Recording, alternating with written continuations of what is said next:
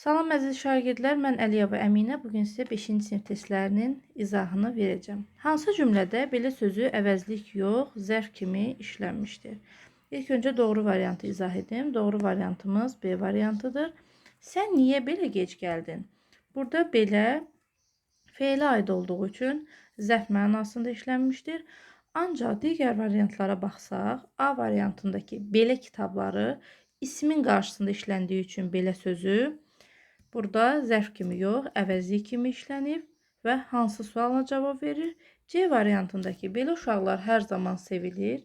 Eyni ilə burada da zərfin sualına yox, belə uşaqlar hər zaman sevilir. Yəni hansı uşaqlar sifətin sualına cavab verir və cümlədə zərf kimi işlənmir. D variantında mənə belə bir qələm lazımdır. Eyni ilə burada da hər hansısa bir feilə və hərəkətə aid deyildi, ismə aid olduğu üçün cümlədə zərf kimi işlənmir.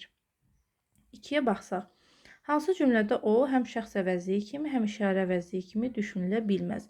Bunun rahat tapılma qaydası bizim tələffüzümüzdən asılıdır. Gəlin birlikdə tələffüz edək. Deməli, birinci onu mən şəxs əvəzliyi kimi tələffüz edirəm. O kəndə çatanda hava qaralmışdı və O'ya sual verirəm. Kim? O. Burada bəli, şəxs əvəzliyi olur. Gəlin indi onu işarə əvəzliyi kimi tələffüz edək. O kəndə çatanda hava qaralmışdı. Hansı kəndə? Hər iki formada da işlətdik. C-yə baxsaq. Əgər şəxs əvəzliyi kimi tələffüz edirəmsə, o qızını çox sevirdi. Kim? O.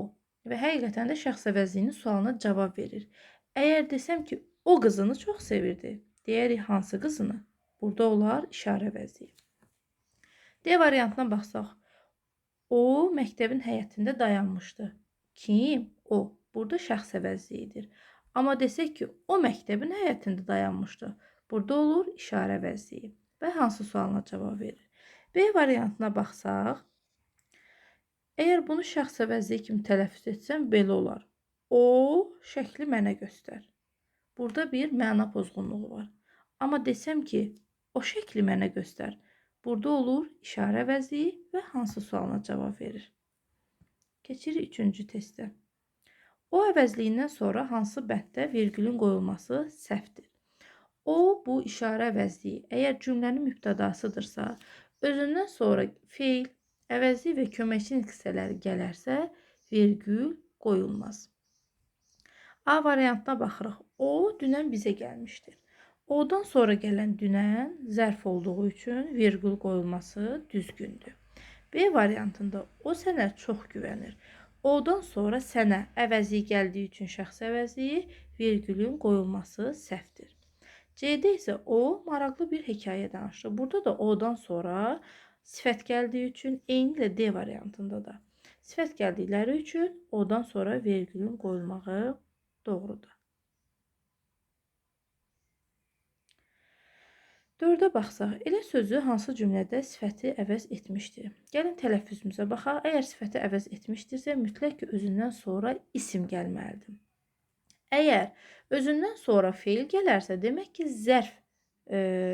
zərfi əvəz etmişdir. Elə danış ki, hamı başa düşsün. Burada danışmaq feil olduğu üçün, hərəkətin bizə tərzini bildirdiyi üçün və hərəkətlə əlaqəli olduğu üçün sifət ola bilməz. B variantında. Elə mən də bunu deyirdim də.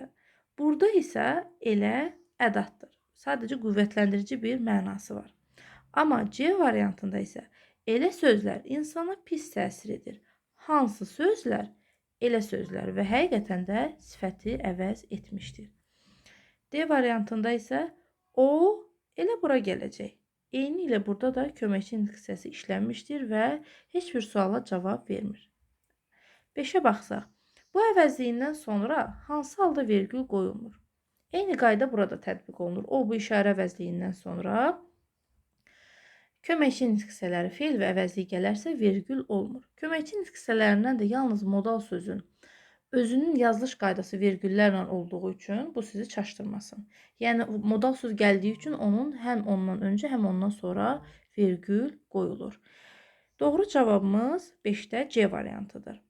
Mübtəda vəzifəsində olub, özündən sonra ədat gələrsə. Biz dedik ki, özündən sonra isim, say və yaxud da sifət gələrsə, virgül qoyulur. Ancaq feil əvəzli köməkçi hissələri gələrsə, vergül qoyulmaz.